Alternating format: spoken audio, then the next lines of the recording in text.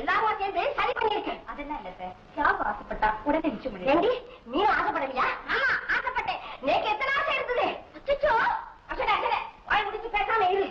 மீனுக்கும் சாவுக்கும் ஒரு முடிச்சு பண்ணணும். நீ எத்தனை நாள் ஆசைப்பட்டேன். டாக்டர் மாப்பிள்ளையா வரணும்னு அம்மா கொள்ள ஆசை. நானும் பரவாயில்ல. கர்மம் வரணும். நீ இங்க இருந்தா இன்னும் உலக இந்த பாஸ் லலிதா, நிச்சயம் இந்த கல்யாணம் நடக்கப்படாது. என்னத்தை உணர்ற? தடுத்து நிறுத்தியே ஆகணும். அது எப்படி முடியும்? இது தாசில்தார் ஆத்து சம்பந்தம். தாசில்தாரா இருந்தானா அவன் தாத்தாரா இருந்தாங்க. நீதான் ஆம்பளை நாளே மறுத்து போனவளாச்சே.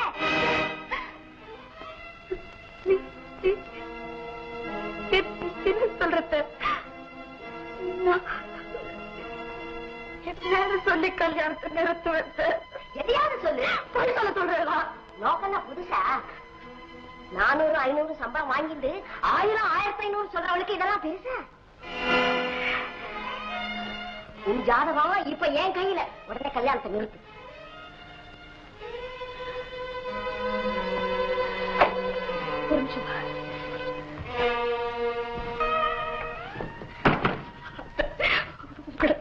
கேட்டுக்கிறேன். என்னமோ செஞ்ச, எப்படியோ கஷ்டப்பட்ட, எல்லாரையும் காப்பாத்தினேன். ஒரு நிலைமைக்கு கொண்டு வந்துட்டேன். பால் பொங்கி வரும்போது பள்ளி விழுந்த மாதிரி எதையாவது பண்ணிடாதீங்க. அப்ப தியாகம் என் பொண்ணுக்கு பண்ணி வையே. செய்யறேன், எப்படியாவது செய்யறேன். அவசரப்பட்டு குருவி கூட்ட கலைச்சிடாதீங்க. இவ்வளவோ கஷ்டப்பட்டு கட்டது.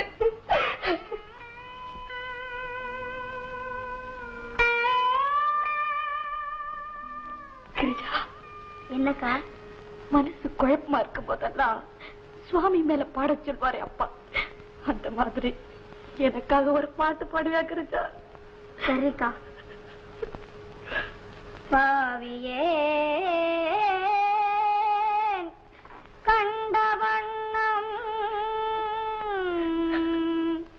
பரமனார்க்கு அடுத்தது ஆவியின் வினியங்கள் அத்தனார்க்கு அடுத்ததென்னோ.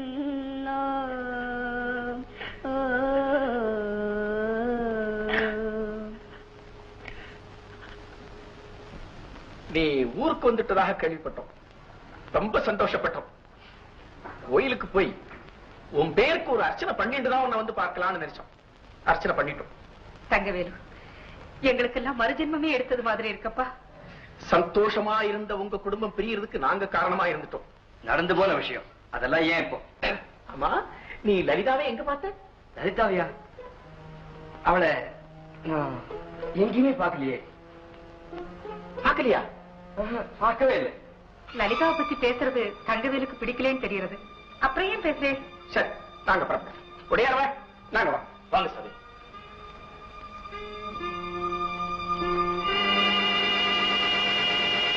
பாத்தேடா, பேச்சுவாக்குல பிரசாதத்தை கொடுக்கவே மறந்துட்டேன்.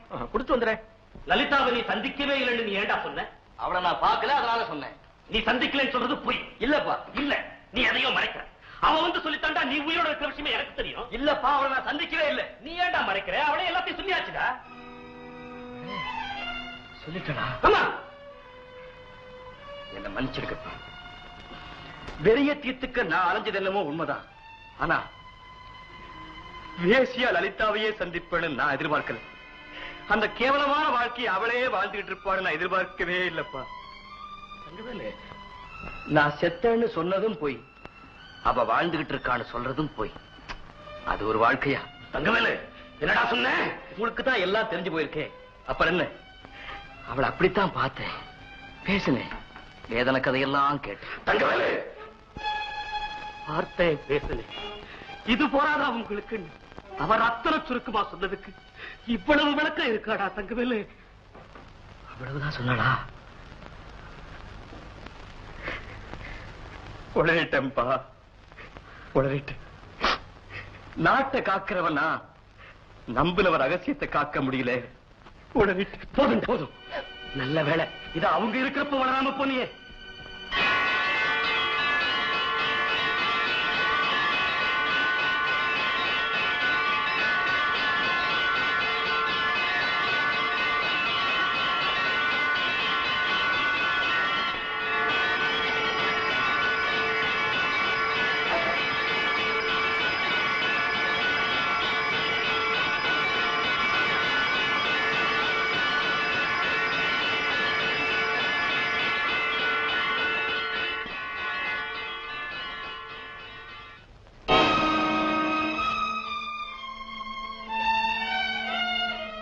இந்த நேரத்துல இங்க என்ன பண்ணிட்டு இருக்கேன்?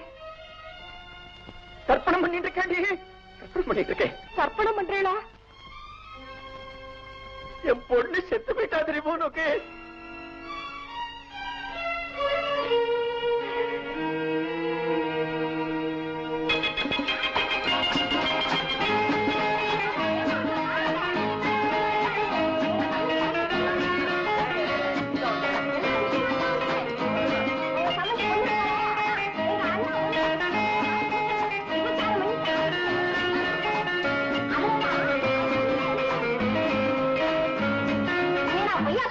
இப்படிப்பட்ட குடும்பத்துல வந்து பொண்ணை கொடுக்க போறானே, முதல்ல கல்யாணத்தை நிறுத்துக்கோ.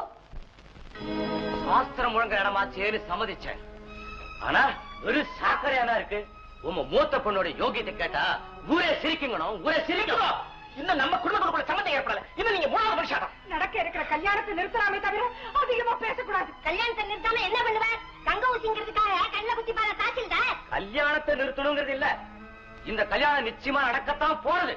ஆனா மாப்பிள மேல நீங்களே சொல்லுங்க. இந்த நிமிஷத்துல இருந்து லலிதாவுக்கும் இந்த வீட்டுக்கும் எந்த விதமான சம்பந்தமும் இருக்கக்கூடாது. இந்த கல்யாணத்துக்கு மட்டுமல்ல, இந்த வீட்டுக்கே அவ இனிமே வரக்கூடாது. தியாகு, உள்ள வராது, அங்கேயே நெல்லு.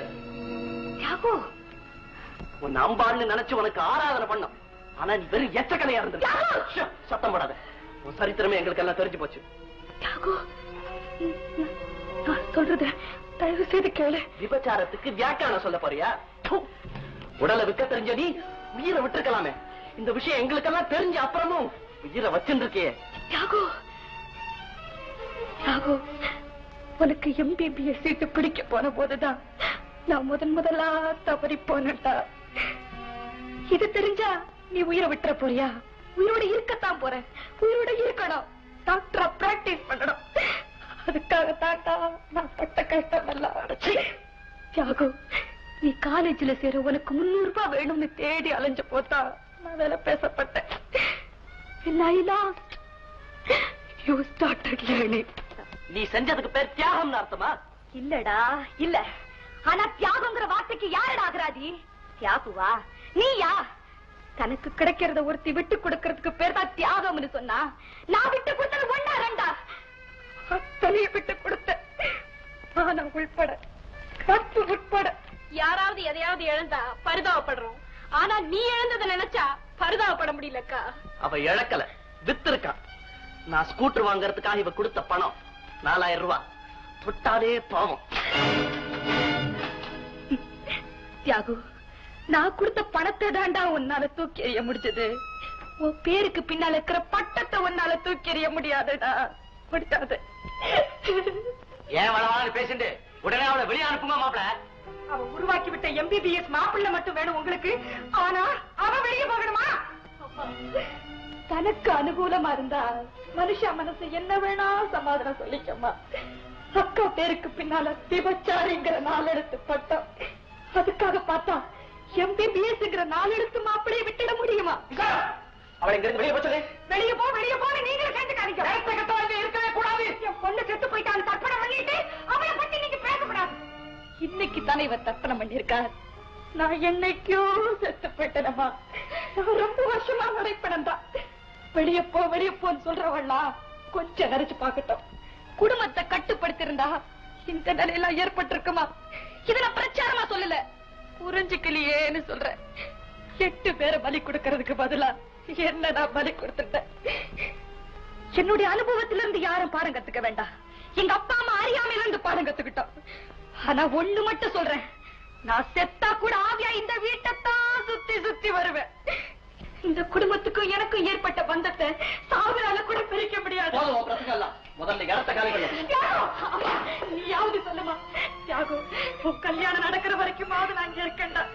என் கையால 2 அச்சுரை போட்டுட்டு போயிடுறேன்டா. ஒரேடியா போயிடுறேன்டா. என் கல்யாணம் நடக்கணும்னா நீ இந்த வீட்டுல இருந்து வெளியேறியா?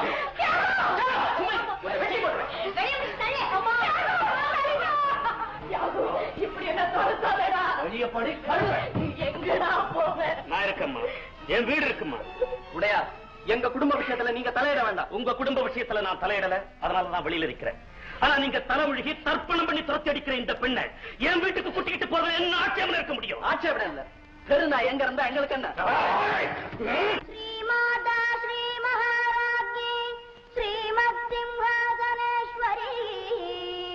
चिदग्निकुण्ड सम्भूता देवकार्यसमुद्यता